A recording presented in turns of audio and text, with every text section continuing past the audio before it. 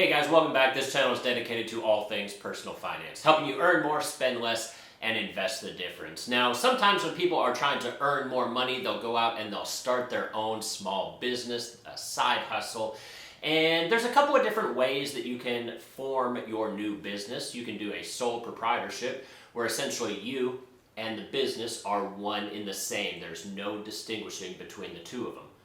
Or you can do what's called a Single Member LLC. In this case, they're going to separate the two. So you as a person are completely separate from your LLC. So in this video, we're going to be talking about why you would want to potentially set your company up as an LLC, what that provides you, and some of the ways that people jack it up and screw up their LLC.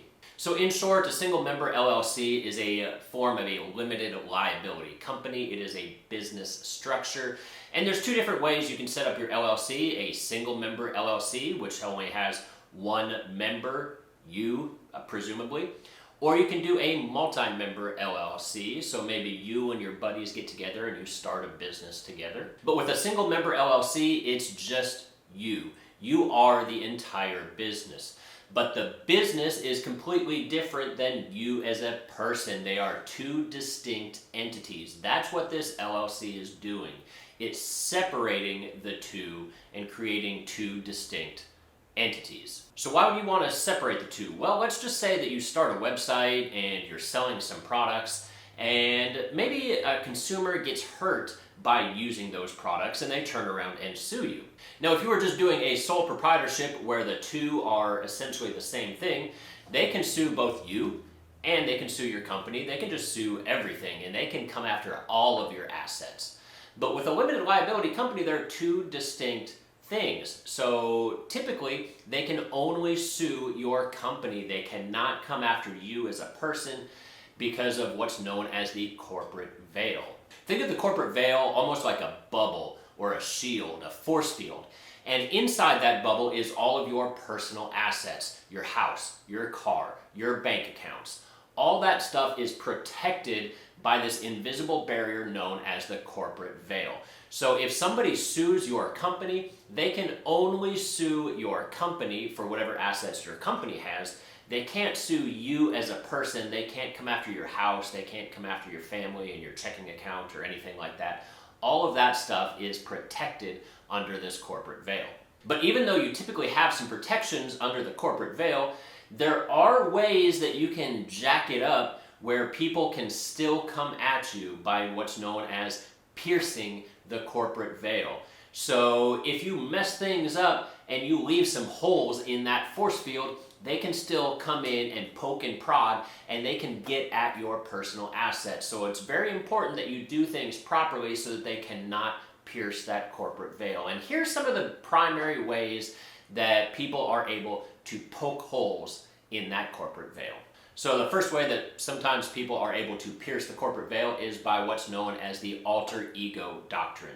And essentially what this means is that they are arguing that you as a person and you as the company are essentially the same person. Even though your LLC tried to separate the two of them out, they're claiming that you are still acting as one in the same. And so if they can prove that, they can still come after you as a person. So what are some of the best ways that you can prevent this alter ego concept from coming back to bite you in the butt? Now, with a multi-member LLC, it's a lot harder to prove the alter ego concept because you have multiple people acting on behalf of this LLC, and they don't really want to punish everybody in the group for the sins of one person, even if they did jack something up. So multi-member LLCs are a lot safer in that regards than a single member LLC. But with a single member LLC, my best piece of advice for this alter ego concept is, even though you are the only person in your entire company, treat this company exactly like you would if it was a Fortune 500 company. Treat this company as if it were bigger than just yourself. So one of the best ways to do this is to make sure that you have a valid operating agreement on file. And this operating agreement is basically all of the different bylaws of how your company is going to operate. It's going to tell things like who is the owner, what is the process for adding additional members, or if members of your company leave. It's going to tell how people get paid and how much. It's going to spell out the overall structure of your company. And even though this might sound a little bit silly because you're basically telling yourself how you need to operate, even though that seems a little bit redundant, it is very important when you're trying to have two distinct things. So make sure you have a valid operating agreement on file, and beyond that, make sure you're actually following your operating agreement.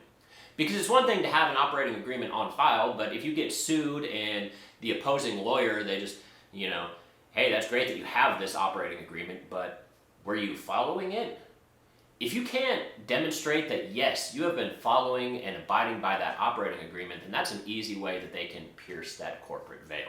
And the next thing that kind of ties in together with that operating agreement is any kind of changes that you make to your company, you want to hold a meeting so you can document those changes. So hypothetically, let's say that you are having a blog and you are blogging about politics, and then you get bored of writing about politics, so now you want to change over and you want to start writing about travel and leisure. So in that case, you would want to hold a meeting with yourself and go over and vote and change from blogging about politics to writing about travel and leisure. And it seems a little bit silly to, have a meeting with yourself just to say, hey, I'm kind of bored with this. What do you think we should do? I think we should change. All right, let's change. It seems a little bit silly and redundant, but once again, as soon as you start treating this company like a legitimate company that is larger than yourself, this is what companies would do. They would hold meetings with their shareholders and they would vote and approve any sort of changes. So you would simply document this meeting as part of the minutes for your company, and then you would say that, yes, we voted on the change from politics to travel and the vote was good. And just document that, and you should be fine at that point. Another one of the biggest ways that people can get in trouble with their LLC and have that corporate veil pierced is with finances. You never want to commingle your finances. So you're always going to want to have multiple bank accounts. You're going to want to have one bank account that is strictly for your business and one bank account that is strictly for you as a person. And you are never going to mix and match these funds under any circumstances. So if your business incurs a bill, then you want to take money out of your business checking account and pay for that. If you have a personal expense, you want to use your personal bank account.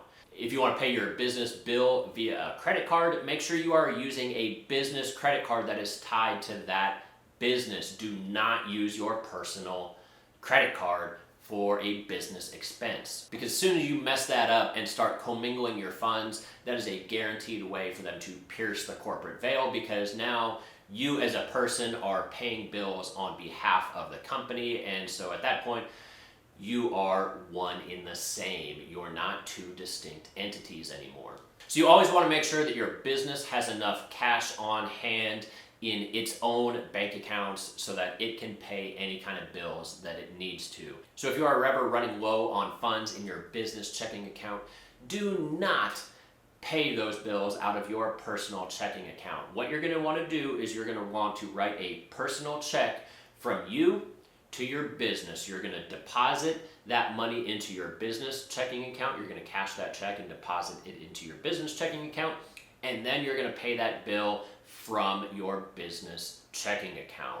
And the last way that you can typically mess this up and have people be able to pierce the corporate veil is whenever you are signing legal documents, make sure that you sign those documents as the LLC and not as you as an individual. So if you are entering into contracts for your LLC, or if you need a business insurance or anything like that, anything that you sign for your business, make sure you are signing as the business and not as yourself. So typically the way that you would sign documents on behalf of your LLC is you would put the name of your LLC, and then underneath it you would put by your name and then your duty title, president, owner, founder, whatever it is that you want to call yourself. Because if you're just entering into a contract for your business and all you do is just scribble your name, your signature on there, well then that's you as a person, an individual person acting on behalf of your business. And once again, that's making these two entities into the same thing. You want to make sure that they stay separate. So that's it, guys, what a single member LLC is and some of the downfalls of how people are able to pierce the corporate veil and some things to keep an eye out for so that you don't fall into some of these traps. If you found this video useful, be sure to subscribe, leave a comment down below, give it a thumbs up for the YouTube algorithm, and as always, I'll see you all again next time. Thanks.